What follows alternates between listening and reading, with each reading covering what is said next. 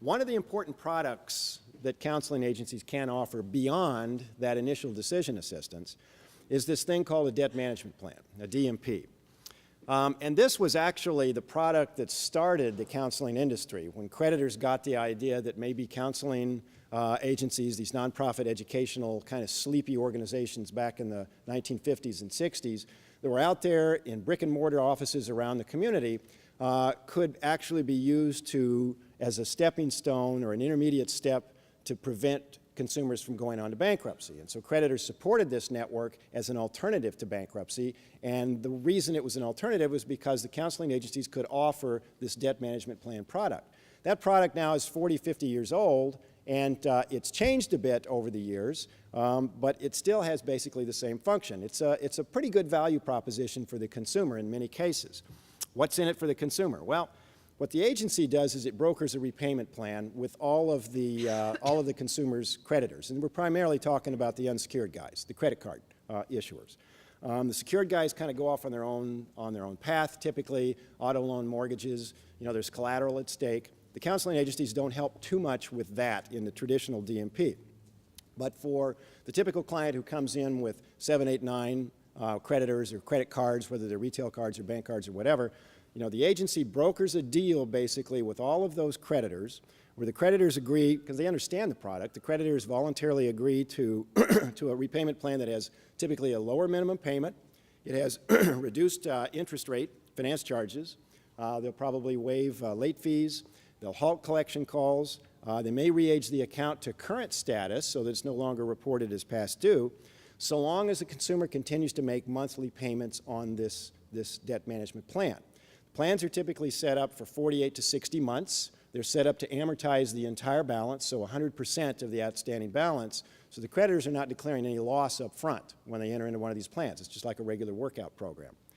What's in it for them? Well, their collective forbearance in holding back and stopping their collection activities most likely, in many cases, will avoid the consumer trotting off to the bankruptcy court. And so it's that bankruptcy as the nuclear option that sort of forces the creditors to the table to agree to one of these plans. And so by offering up those concessions, which does cost the creditors money, they buy a larger recovery. So it's sort of a win-win, potentially a win-win for everybody. Now you contrast that with the debt settlement option, which is the one I want to focus on as the alternative that seems to be the most pernicious. And there are quite a few differences. This little table summarizes, I think, the pros and the cons. The debt settlement guys don't really offer any advice on how to budget or manage money.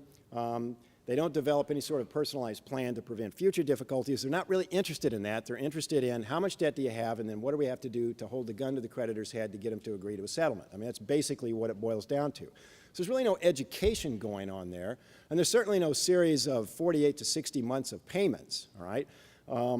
Unlike counseling, where there clearly is all of those things, all right?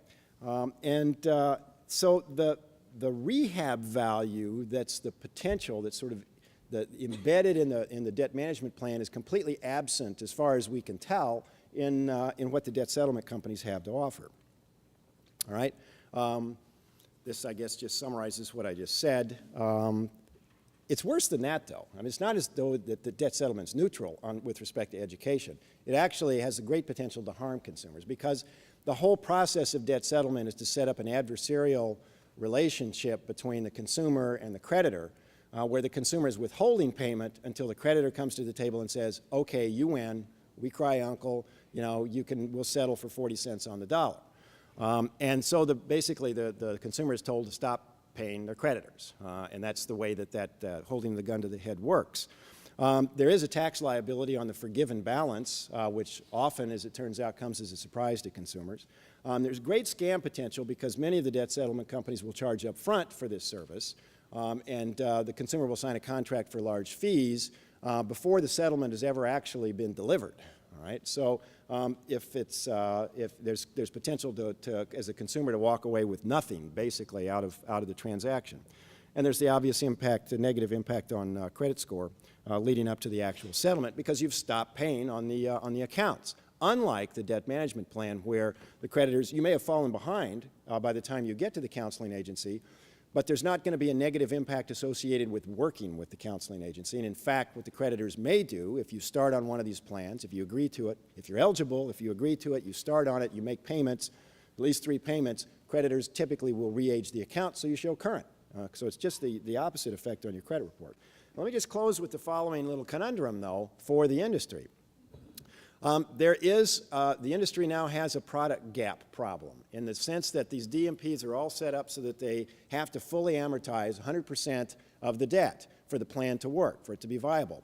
If the consumer doesn't have enough income or has too much debt to be able to pay off 100% of the debt in 60 months, which is their parameters of the plan, the counseling agencies really don't have a product for them, but the debt settlement guys do. And that's a huge gap. This stat right here was done even before the financial crisis, so 2006, 2007, across 15 looked at the results of about 380,000 counseling sessions. And this is the way they broke out in terms of recommendation, what the client was eligible for.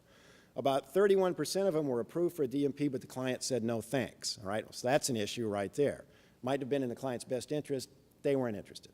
Okay, 30% of them were declined for the DMP because they had insufficient income.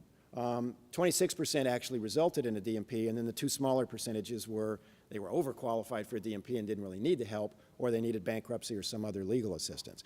But that 30% there, 30% of the customers walking through the door, the agencies can't help beyond just that initial advice.